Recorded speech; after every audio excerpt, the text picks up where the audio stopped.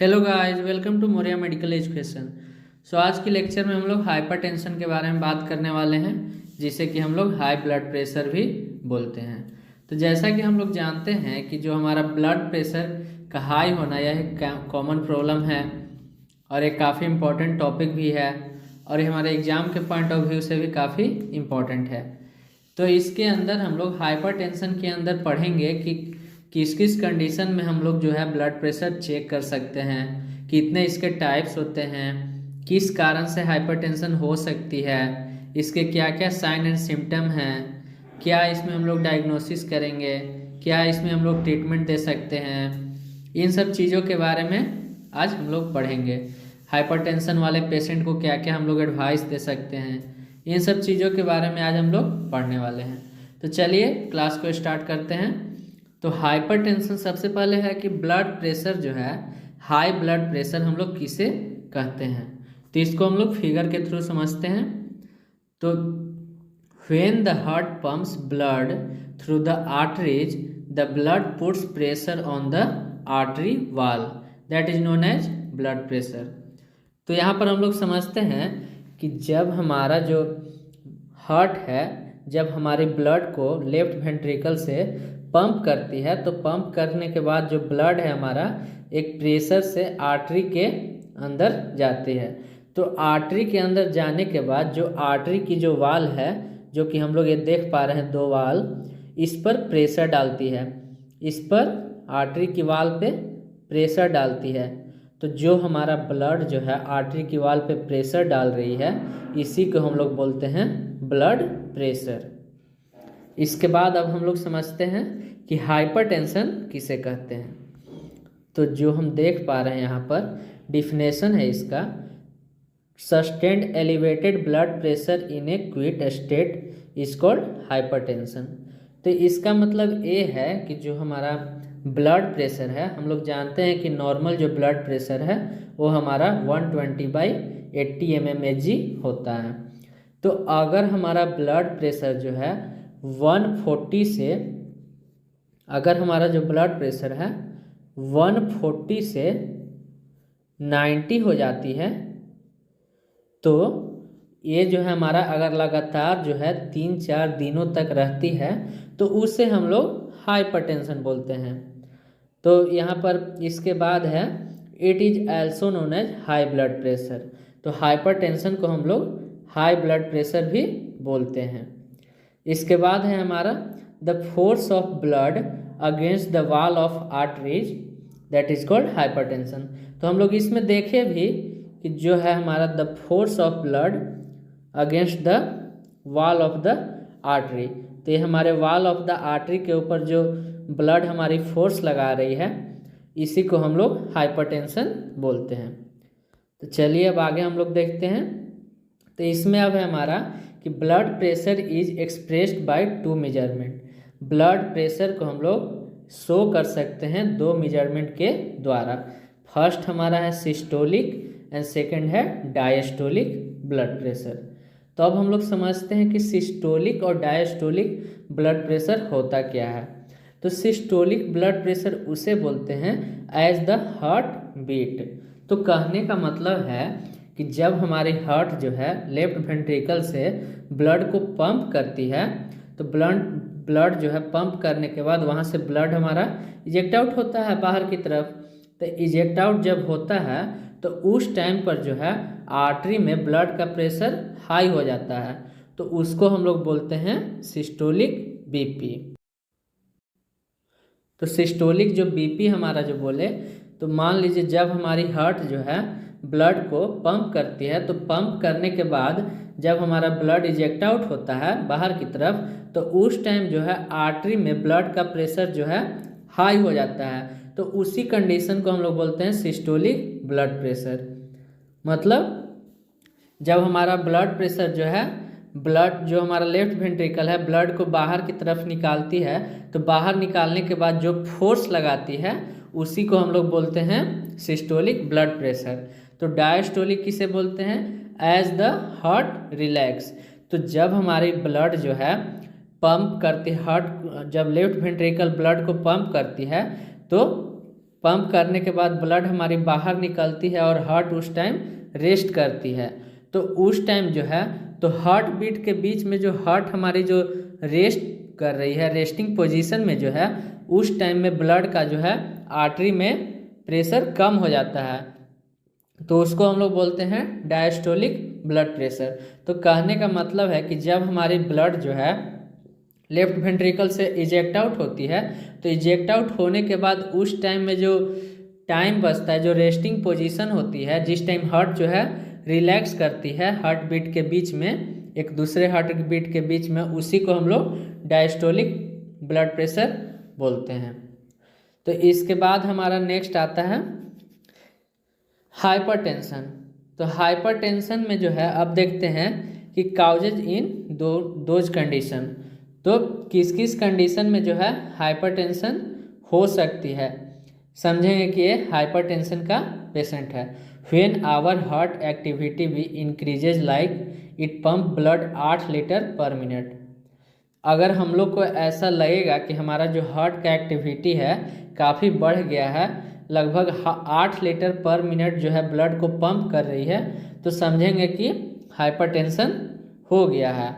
अगर हमारे blood vessels में कहीं भी ऑब्स्ट्रक्शन आती है, तो ऑब्स्ट्रक्शन के कारण क्या होता है कि ब्लड के जो वाल हैं, मतलब ब्लड के जैसे आर्टरी के जो वेसल्स के जो वाल होते हैं, उस पर ब्लड का प्रेशर हाई हो जाता है। हाई होने के कारण हाइपरटेंशन कंडीशन हो सकती है। इसके बाद है कि किस किस कंडीशन में जो है हम लोग को बीपी तुरंत नहीं लेना चाहिए।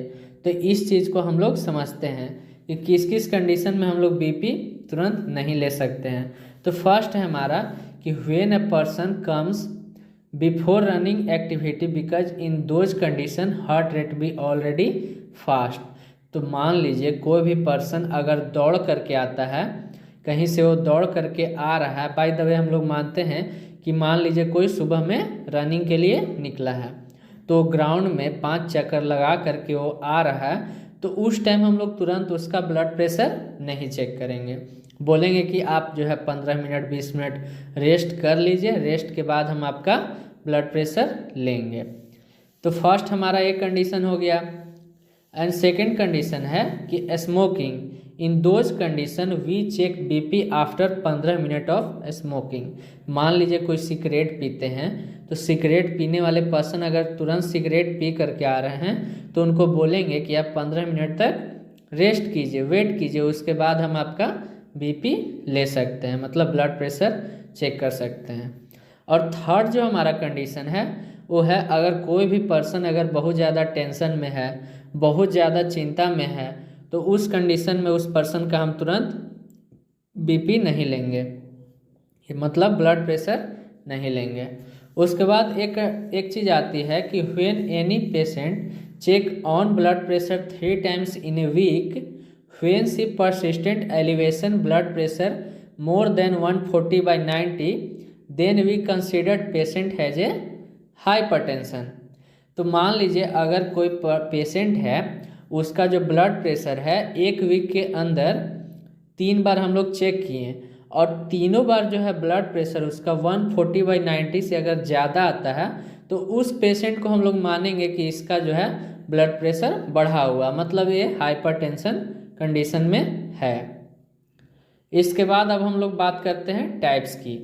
तो टाइप्स की बात करते हैं तो फर्स्ट हमारा है जो टाइप्स है वो फर्स्ट कैटेगरी में आती है सिस्टोलिक एंड डायस्टोलिक। तो सिस्टोलिक हाइपरटेंशन जो कि हम बताएं, जब हार्ट हमारी जो है मतलब जो है रेस्टिंग पोजीशन में रहती है, जब हमारा हार्ट जो है बीट करता है, तो हार्ट बीट करने के टाइम का जो ड्यूरेशन होता है उसे हम लोग सिस्टोलिक बोलते हैं।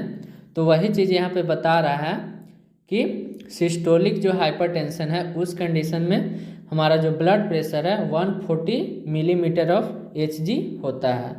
और सेकेंड टाइप है इसमें, सेकेंड चीज़ है डायस्टोलिक हाइपरटेंशन। तो जब हमारा हार्ट जो है रेस्टिंग फेज में होता है, तो उस कंडीशन को बोलते हैं डायस्टोलिक। तो डायस्टोलिक हाइपरटेंशन उसके बोलते हैं जब हमारा blood pressure 90 millimetre of Hg होता है। इसके बाद सेकेंड कैटेगरी में आता है प्राइमरी हाइपरटेंशन। तो प्राइमरी हाइपरटेंशन का मतलब होता है कि those hypertension which occurs without any reason means idiopathic causes. तो कहने का मतलब है कि अगर जो है ब्लड प्रेशर हमारा हाई होता है बिना कोई रीजन का, जिसका कोई भी रीजन ना हो, कुछ भी हम लोग को मतलब पता नहीं चल रहा है कि किस कंडीशन में किस कारण से हमारा जो ब्लड प्रेशर है बढ़ जा रहा है, उसे हम लोग बोलते हैं प्राइमरी हाइपरटेंशन। जैसे एग्जाम्पल से हम लोग समझते हैं कि patient feels I have a hypertension but exact cause be not known because he works freely and nutritional level भी, उसका न्यूट्रिशनल लेवल जो है वो भी एकदम एक्यूरेट है। तो कहने का मतलब है पेशेंट कह रहा है कि पेशेंट जो है एकदम फील कर रहा है कि हाइपरटेंशन कंडीशन में ब्लड प्रेशर मेरा बहुत ज़्यादा हाई है, लेकिन उसको पता नहीं है कि किस कारण से है। इसलिए क्योंकि वो काम भी फ्रीली कर रहा है, काम भी वो पूरा कर रहा है बिना कोई टेंशन का, एकदम फ्रीली आदमी है, उसका न्यूट्रिशनल लेवल भी सही है, हर चीज़ ठीक है, उसका कोई भी कारण नहीं पता चलता है, तो उसको हम लोग बोलते हैं प्राइमरी हाइपरटेंशन। अगर हमारा जो ब्लड प्रेशर है वो हाई होता है किसी कारण से, जिसका कोई कारण हो, उससे हम लोग सेकेंडरी हाइपरटेंशन बोलते हैं। इसलिए कि देखिए which occurs due to known cause, मतलब कोई भी कारण से अगर हो रहा है हाइपरटेंशन तो उसको हम लोग सेकेंडरी हाइपरटेंशन के अंदर रखेंगे। तो एग्जाम्पल है patient have any disease condition, तो पेशेंट को जो है एनी कोई भी डिजीज कंडीशन है तो उसे हम लोग बोलते हैं सेकेंडरी हाइपरटेंशन। इसके बाद हम लोग आगे अब बात करते हैं फर्स्ट है हमारा इसमें disease like liver failure and kidney failure. तो सेकेंडरी हाइपरटेंशन में बताया गया कि कोई भी कारण के कारण हाइपरटेंशन हो रहा है तो उसको हम लोग सेकेंडरी हाइपरटेंशन के अंदर रखते हैं। तो हो सकता है कि लीवर फेलुअर हो जाने के कारण, किडनी खराब हो जाने के कारण अगर ब्लड प्रेशर इंक्रीज हो रहा है, ऐसा एग्जाम्पल के तौर पे हो गया। उसके बाद नेक्स्ट है हमारा when blood pressure increases in the vessels then liver does not metabolism properly that causes fat not deposit in the liver और कोलेस्ट्रॉल लेवल इंक्रीजेज।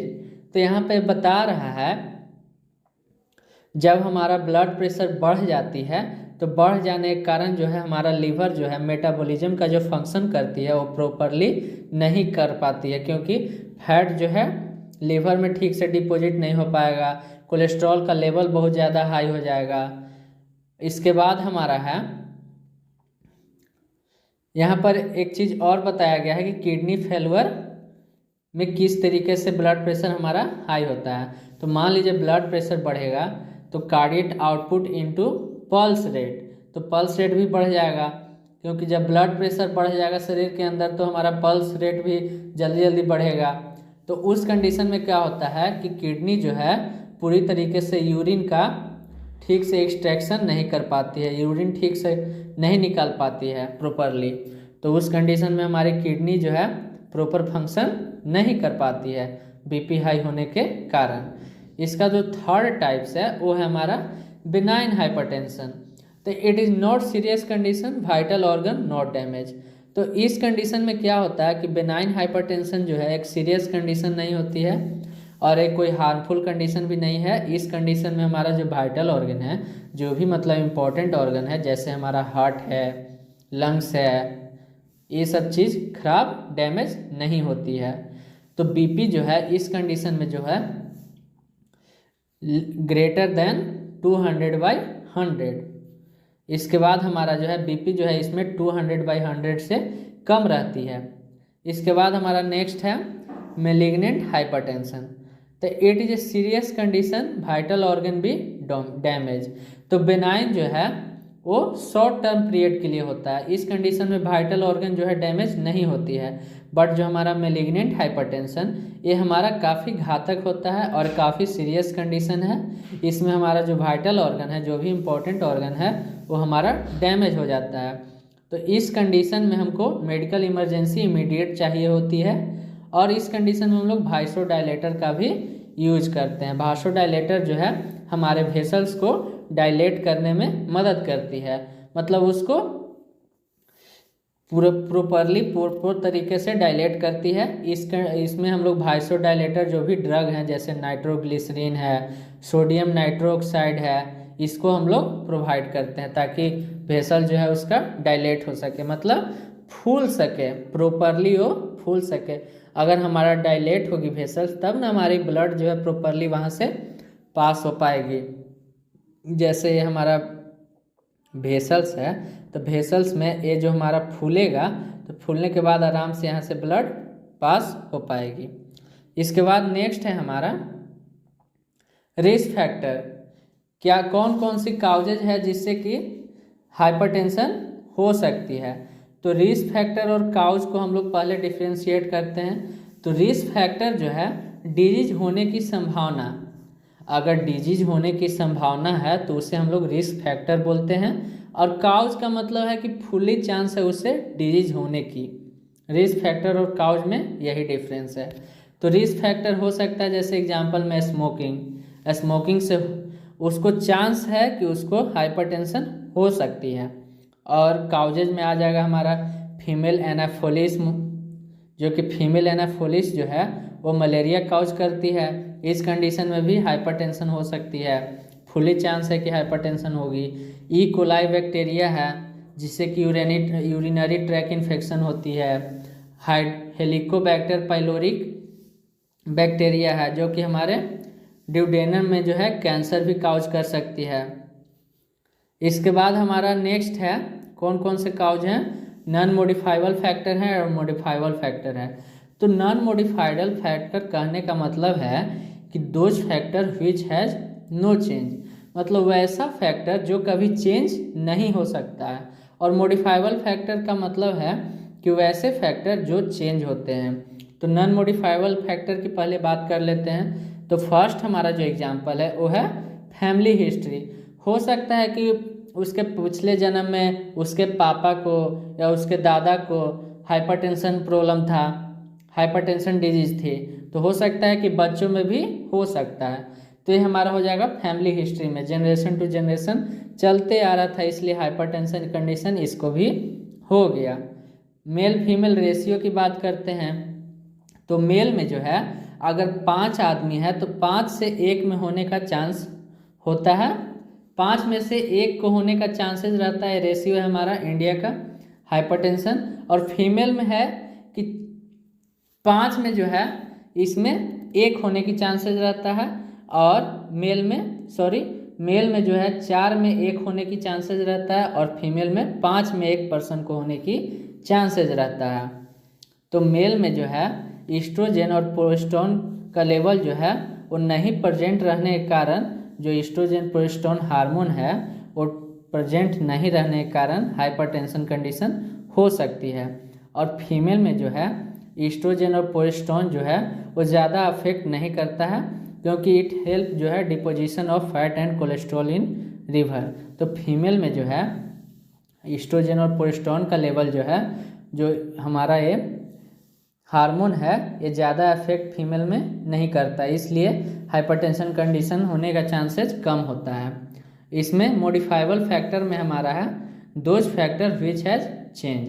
तो ऐसा फैक्टर जो कि चेंज होते हैं जैसे साल्ट है हमारा, अल्कोहल एडिक्शन है, कोलेस्ट्रॉल हाई अमाउंट है। अगर हम साल्ट ज़्यादा ले रहे हैं तो उससे हाइपरटेंशन हो सकती है। अल्कोहल एडिक्टिव हैं, अल्कोहल ज़्यादा लेते हैं तो उस कंडीशन में भी हाइपरटेंशन हो सकता है आपको।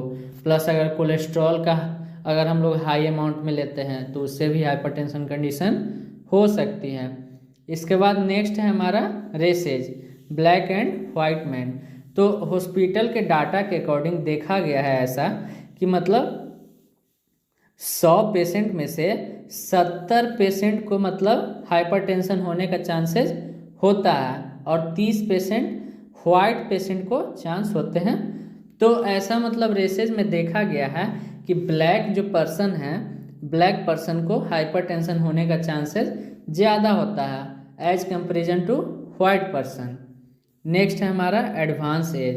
तो it has been seen in, जो हमारा एडवांस एज है तो ऐसा देखा गया है कि जो भी मतलब जो पर्सन है, अगर वो पर्सन 50 ईयर्स से ज़्यादा हैं, एबव हैं, यहाँ पर आप लोग दोस्तों ये 50 है हमारा, इसको आप लोग समझिएगा, ये 50 है यहाँ पर, ठीक है। तो it has been seen in 50 years above patient. तो देखा गया है ऐसा कि हाइपरटेंशन जो है ज़्यादातर जो है 50 साल से ऊपर की व्यक्ति में होता है। इसके बाद हमारा नेक्स्ट है इलास्टिन। तो इट प्रोटेक्ट बॉडी फ्लेक्सिबल, ये हमारे बॉडी को फ्लेक्सिबल रखने में मदद करती है। इलास्टिन एक प्रोटीन होती है जो कि हमारे बॉडी को फ्लेक्सिबल रखती है।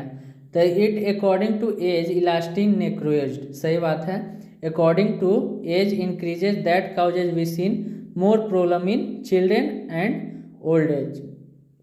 तो ऐसा देखा गया है कि जो है अकॉर्डिंग टू एज के अकॉर्डिंग जो है इलास्टिन जो प्रोटीन है वो नेक्रोज्ड होने लगती है, मतलब जो वहाँ का जो भी सेल तक प्रोटीन वगैरह पहुँचा रही है वो सारा डेथ होने लगती है। तो डेथ होने के कारण क्या होता है कि ज़्यादातर ओल्ड एज में दिक्कत करती है, तो इससे भी होने का हाइपरटेंशन होने का चांसेस ज़्यादा होता है। इसके बाद है हमारा साइन एंड सिम्टम्स। हाइपरटेंशन वाले पेशेंट में क्या क्या सिम्टम देखने के लिए मिलेंगे। तो फर्स्ट हमारा है हेडक। तो हेडक क्यों होगी, तो जब हमारा पल्स रेट जो है इंक्रीज रहेगा, तो इंक्रीज रहने के कारण तो उस कंडीशन में क्या होगा कि ब्लड सप्लाई जो है कम हो जाएगी। तो ब्लड सप्लाई कम हो जाएगी, तो कम होने के कारण ब्रेन तक हमारा ब्लड कम पहुंच पाएगा, तो कम पहुंचेगा तो फिर हेडक होने की चांसेस बढ़ जाएगी। डिजीनेस हो सकती है हाइपरटेंशन वाले पेशेंट को, मतलब चक्कर आ सकता है। तो चक्कर क्यों आएगा, तो चक्कर आ सकता है अगर पल्स रेट ज़्यादा है, तो पल्स रेट ज़्यादा होने के कारण जो है न्यूट्रिशन उसको ठीक से नहीं मिल पाएगा। तो न्यूट्रिशन नहीं मिलेगा, तो न्यूट्रिशन नहीं मिलने के कारण फिर जो है ब्रेन के अंदर जो है ब्लड सप्लाई कम हो जाएगा। ब्लड सप्लाई कम होगा तो हेडक हो सकता है, हेडक प्लस में चक्कर वगैरह भी आने लगेगा। हाइपोक्सिया कंडीशन हो जाएगा, क्योंकि ऑक्सीजन वगैरह जो है पहुँचेगी नहीं ब्रेन तक। अगर ब्लड ही कम जा रही है तो जाहिर सी बात है कि ऑक्सीजन भी कम जाएगी, तो ऑक्सीजन कम जाएगी तो फिर तो उसको चक्कर वगैरह सारा चीज़ आ सकता है। उसके बाद है पाल्पिटेशन, घबराहट भी होगा। साथ में हाइपरटेंशन वाले पेशेंट का हार्ट रेट जो है काफ़ी फास्ट होगा, जिससे कि हम लोग ट्रैकीकार्डिया बोलते हैं। और उसके बाद है ट्रैकीपीनिया। तो ट्रैकीपीनिया मतलब क्या होता है, ये भी आप लोग को मैं बताना चाहूँगा कि ट्रैकीपीनिया का मतलब होता है कि एबनॉर्मल रैपिड ब्रीथिंग। तो एबनॉर्मल रैपिड ब्रीथिंग कहने का मतलब है कि वो ठीक से मतलब सांस नहीं ले पाएगा, प्रॉपर तरीके से वो सांस नहीं ले पाएगा। डिस्पीनिया, उसको जो है ठीक से वो सांस नहीं ले पाएगा, सांस लेने में दिक्कत होगा।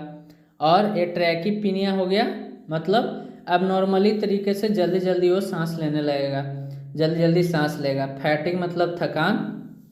अनकॉन्शियस मतलब हाइपरटेंशन वाले पेशेंट का जब ब्लड प्रेशर हाई रहेगा तो अनकॉन्शियस रहेगा, ठीक से कुछ भी सोच नहीं पाएगा, ठीक से कोई भी वो किसी भी चीज़ को ठीक से समझ नहीं पाएगा, सोच नहीं पाएगा।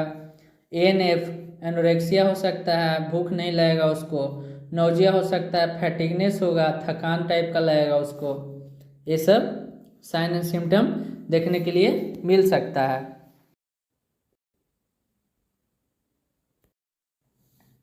अब हम लोग आगे देखते हैं डायग्नोसिस। तो डायग्नोसिस के अंदर हम लोग फर्स्ट करेंगे फिजिकल एग्जामिनेशन करेंगे, उसके बाद हम लोग ब्लड प्रेशर को मेजर करेंगे, उसके बाद हम लोग इलेक्ट्रोकार्डियोग्राफी भी कर सकते हैं। इलेक्ट्रोकार्डियोग्राम इसलिए करेंगे कि आरआर इंटरवल को चेक करेंगे। क्या होगा ना कि हाइपरटेंशन कंडीशन के अंदर जो आरआर इंटरवल होता है वो हमारा डिक्रीज कर जाता है, तो फिर हम लोग पेशेंट को कंसिडर करेंगे कि हाइपरटेंशन में है। इलेक्ट्रोलाइट बैलेंस को चेक करेंगे, सोडियम का, पोटेशियम का, कैल्शियम का लेवल, इस सब का कितना है, मैग्नीशियम का लेवल कितना है उसके अंदर। फिर लिपिड प्रोफाइल हम लोग चेक करेंगे, ट्राइग्लिसराइड तो इंक्रीजेज तो नहीं है कहीं, उसका जो कोलेस्ट्रॉल लेवल है वो कम तो नहीं है, कोलेस्ट्रॉल लेवल ज़्यादा कम है या ज़्यादा ख़राब है, उसको हम लोग चेक करेंगे।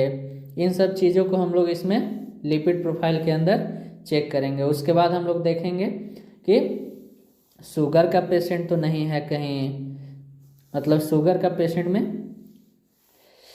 देखते हैं हम लोग कि जो भी मतलब लग्जरियस लाइफ जीने वाले जो भी पर्सन होते हैं उसमें ये सब जो प्रॉब्लम है, कॉम्प्लिकेशन है, वो ज़्यादा देखने को मिलता है, क्योंकि उन लोग बहुत ज़्यादा रेस्ट करते हैं, उतना ज़्यादा एक्सरसाइज उन लोग एक्टिविटी वगैरह करते नहीं हैं इसलिए। इसके बाद है हमारा थायराइड लेवल चेक करेंगे कि कहीं इनका T3 ट्राईआयोडो थायरोक्सिन ये सब इंक्रीज तो नहीं है, ये सब चीज़ चेक करेंगे। कहीं लीवर फंक्शन टेस्ट चेक करेंगे, लीवर कहीं ख़राब तो नहीं है। किडनी फेलवर टेस्ट करेंगे, कहीं उसका किडनी ख़राब तो नहीं है, ये सब चीज़ हम लोग करेंगे। इलेक्ट्रोकार्डियोग्राम भी इसमें करेंगे हाइपरटेंशन कंडीशन को चेक करने के लिए। एक्सरे कर सकते हैं, अल्ट्रासोनोग्राफी करेंगे। ये सब चीज़ से हम लोग डायग्नोसिस करके हम लोग ब्लड प्रेशर को हाइपरटेंशन कंडीशन वाले पेशेंट को पता कर सकते हैं कितना कॉम्प्लिकेशन है नहीं है, इन सब चीज़ों के बारे में। इसके बाद हम लोग अब बात करते हैं मैनेजमेंट की। तो मैनेजमेंट हम लोग हाइपरटेंशन वाले पेशेंट को क्या क्या प्रोवाइड करेंगे। तो हाइपरटेंशन वाले कंडीशन में हम लोग सबसे पहले बात करते हैं कि उसमें हम लोग मेडिसिन क्या क्या देंगे। तो फर्स्ट हमारा जो मेडिसिन है वो हमारा भासोडाइलेटर। तो इसको हम लोग सबलिंगुअली प्रोवाइड करते हैं। तो भासोडाइलेटर इसलिए देंगे जो हमारा वेसल्स है, जो हमारा वेसल्स का जो वाल है वो हमारा वेसल्स जो है डायलेट हो सके। अगर हमारा वेसल्स सही से डायलेट हो जाएगी तो ब्लड प्रेशर जो लगेगा वेसल्स के वाल पे वो कम हो जाएगा, तो हमारा ब्लड प्रेशर इंक्रीज नहीं होगा, नॉर्मल हो जाएगा। इसलिए हम लोग भासोडाइलेटर देते हैं। तो इसमें सोडियम नाइट्रोक्लोराइड दे सकते हैं, नाइट्रोग्लिसरीन दे सकते हैं। नाइट्रोग्लिसरीन के अंदर आइसोसॉर्बिड मोनोनाइट्रेट दे सकते हैं, आइसोसॉर्बिड डाइनाइट्रेट दे सकते हैं।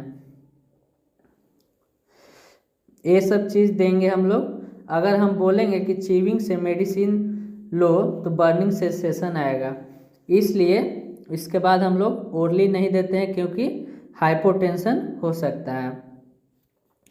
हम लोग बोलेंगे कि आप सबलिंगुअली ये सब जो है मेडिसिन को लीजिए। ओरली इसलिए नहीं देते हैं क्योंकि हो सकता है कि हाइपोटेंशन भी हो सकता है हाइपरटेंशन वाले कंडीशन को, तो इसलिए हम लोग ओरली ये सब मेडिकेशन नहीं प्रोवाइड करते हैं। इसके बाद है कि डायरेटिक्स दे सकते हैं। डायरेटिक्स के कारण भी ब्लड प्रेशर हाई हो रही थी, यूरिन की जो आउटपुट है उसको बढ़ाने के लिए, क्योंकि हम लोग देख रहे थे कि किडनी फेलवर के कारण भी हाइपरटेंशन हो रहा था। तो डायरेटिक देंगे।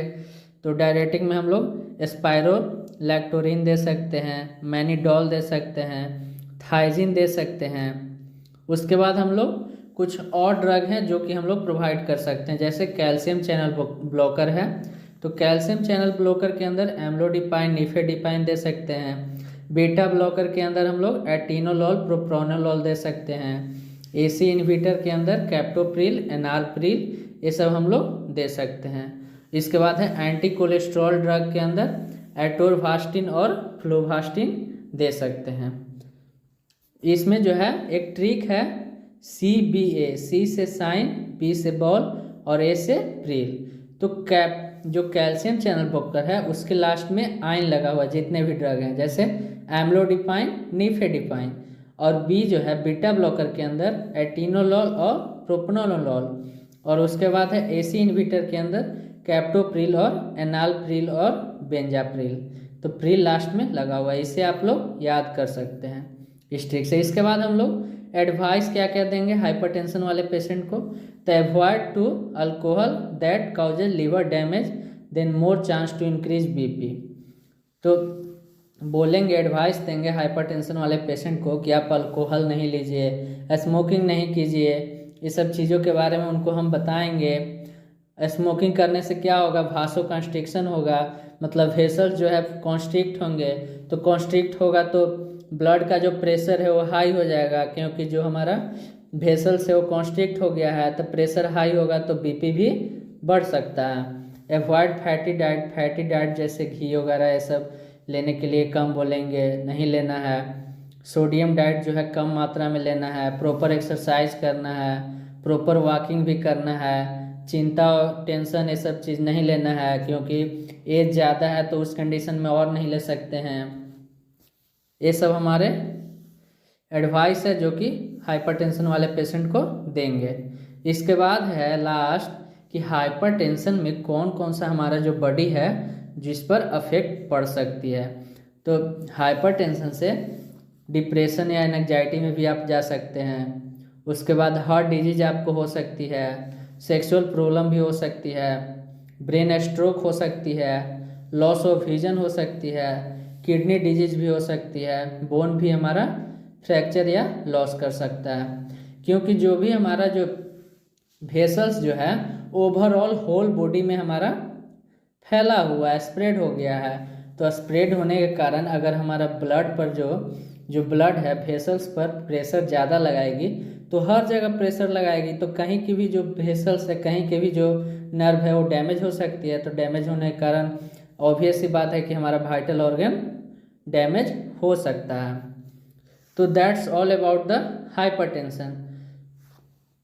So thank you guys, like and share the channel and also subscribe the channel.